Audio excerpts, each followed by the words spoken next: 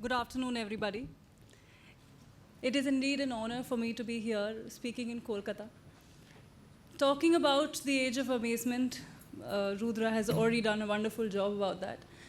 I want to talk about a subject which is very close to my heart, talking about how to make it big in a small town. Well, if I talk about my journey, I am basically from Jaipur, born and raised in the pink city of India.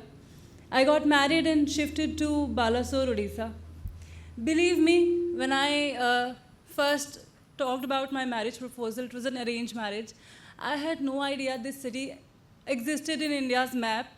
I had no idea where in Odisha this city existed. I had no idea whether I would have any opportunities for myself when I will move there.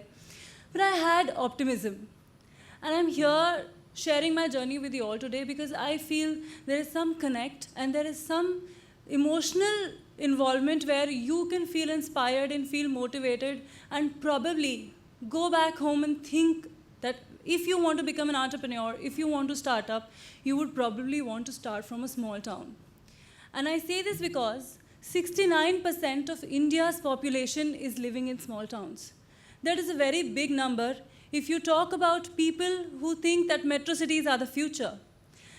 100 years ago, as Sir was telling, a lot of people migrated from small towns to metro cities or to bigger cities in search of opportunities, better lifestyle. But today, we don't need it anymore. Talking about my company, we started 5 years ago in Odisha, and we work in the fields of IT literacy and digital entrepreneurship, promoting rural entrepreneurs and promoting IT literacy in the villages, in Gram Panchayats in Odisha.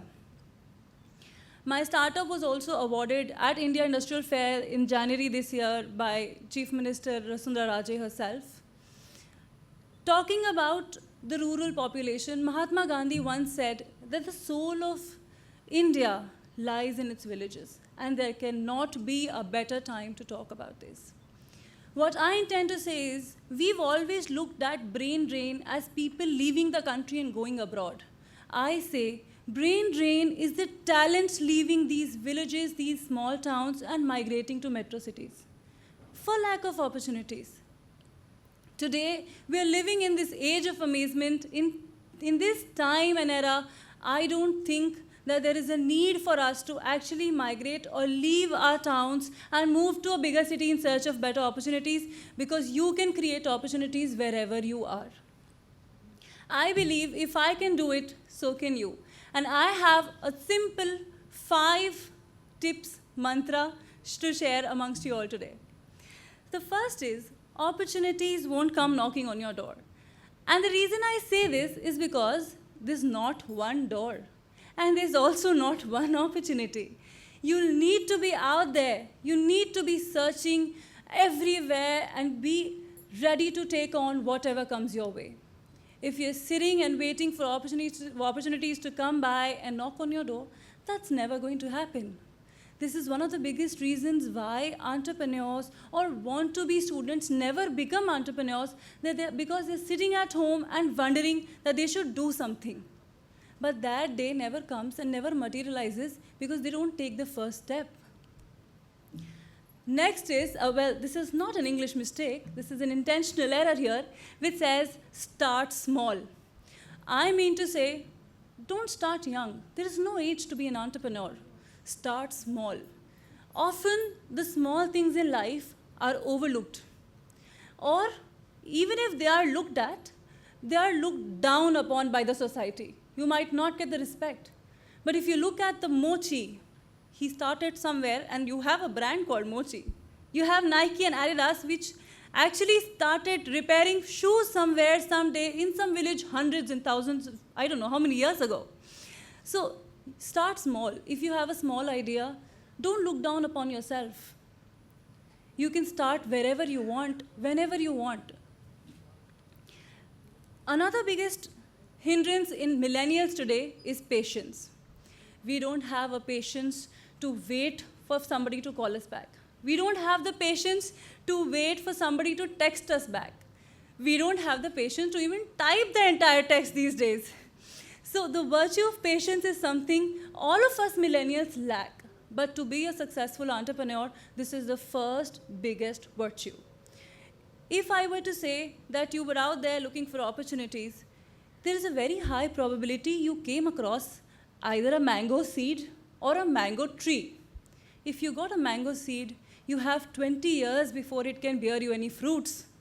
If you had the luck or the karma to be blessed with a mango tree, maybe you found it in a year when it will not ripe. Mango trees don't ripe every year.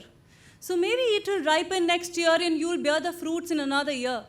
That's your luck, your destiny, when that thing will materialize for you. But you need to have that patience to strive and to take it the last mile. Next is always be ready to face challenges. And I'm not saying be prepared. Preparation will never end. You can never be 100% prepared to achieve something in life. Preparation is an ongoing process which is going to continue till the day you die. You need to be ready. You need to be ready like Arjuna, the statue of Arjuna that I've showed here. Arjuna, that day when he went to Gurukul, he did not know he would be presented with a challenge that he'll have to shoot a fish in the eye by looking in water. Do you think he went up that day and questioned Guru Dronacharya that I will not do this stupid challenge?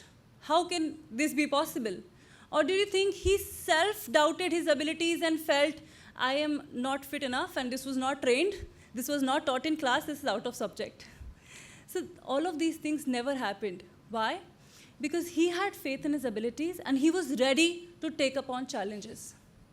So you need to be ready that no matter what challenge come across, I will face it. I would like to give a small example from my life. When I shifted to Balasore, having lived 24 years of my life in Jaipur, Rajasthan, largely Hindi, English-speaking state, coming to Odisha, I did not have questions on my abilities, but when I started, the biggest challenge was language. I had no idea what Odia was. I had no idea what they were communicating right in front of my face. That was my challenge.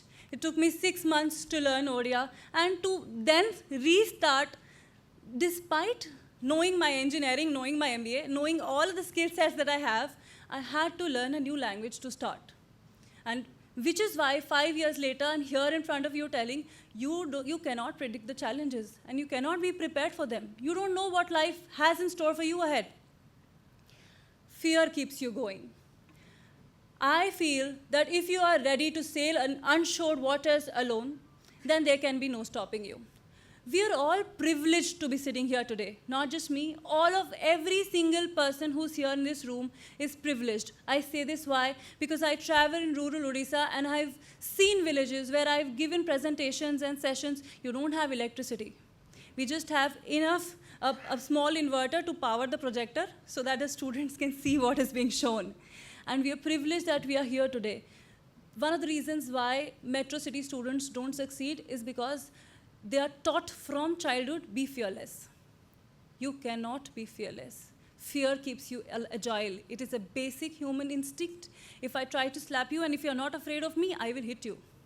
So if you are trying to go in an uncharted territory, if you don't face fear, you will not be afraid.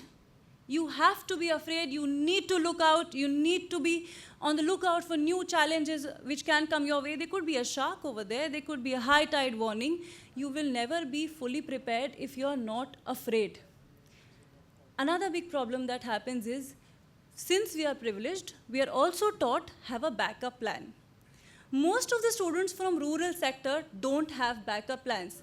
They give their all in because they know this is what I've got and I will not have anything to eat otherwise in the night. So if you have a backup plan A, B, C, you are never going to succeed. You'll have to give it your all in before you give up. A lot of people give up. It's not wrong to give up. But it is wrong to have tens of backup plans in line because that gives you an escape route. That becomes your shortcut to run away the minute the first thing goes wrong. You feel this is not going in my favor, let me escape. So you should not have so many backup plans in life which enable you to run away from whatever you are trying to achieve because you never know when success is going to be in your favor. Your success might be around the corner and you would have escaped from your backup plan B. Next is, I was talking about millennials. If you look at a traditional career which our parents or our grandparents lived through, they lived through a very standard, structured way of growth. They looked at a single ladder of growth that you go into a particular job, you work hard, you succeed, and you retire peacefully in life. Millennials are hungry, are successful entrepreneurs, and want to make it big because they don't have a traditional path of making it through. And we are lucky and blessed to have our parents and grandparents who support us in path-breaking choices. Why I say this? Because we have jobs that did not exist 5 years ago. We have jobs like an influencer. Who knew 5 years ago you would be paid to have an Instagram account, paid to be a food blogger, paid to be a fashion blogger? Who knew somebody with 500 followers is being paid to promote a lipstick? These are jobs, and these jobs are coming up every single day. We see 10 new such jobs coming up which were not there a decade ago. So we are lucky that we have so many professional career choices. But at the same time, we will not be anywhere if we don't get digital. It is time for us to embrace technology, especially if you want to work in small towns. The biggest challenge small towns face is their talent leaves in search of better job opportunities to metro cities.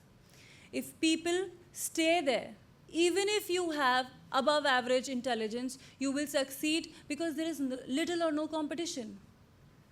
These towns are looking for people who can come in, create companies, and do wonders. They're people who are looking for opportunities and have nowhere to go. So the digital divide that I was talking about, earlier, we were all focused on internet. 10 years down the line, a lot of us did not have 2G on our phones. Today, all of us have 4G on our phones. So the need for affordable, reliable internet is going down. Why? Because now we need ability to utilize that internet. We need ability to exploit what is there in our hands. So we need, if you have a panwala in your corner and if you can tell him how he can promote his brand online or probably register on Zomato, he'll be thankful to you forever.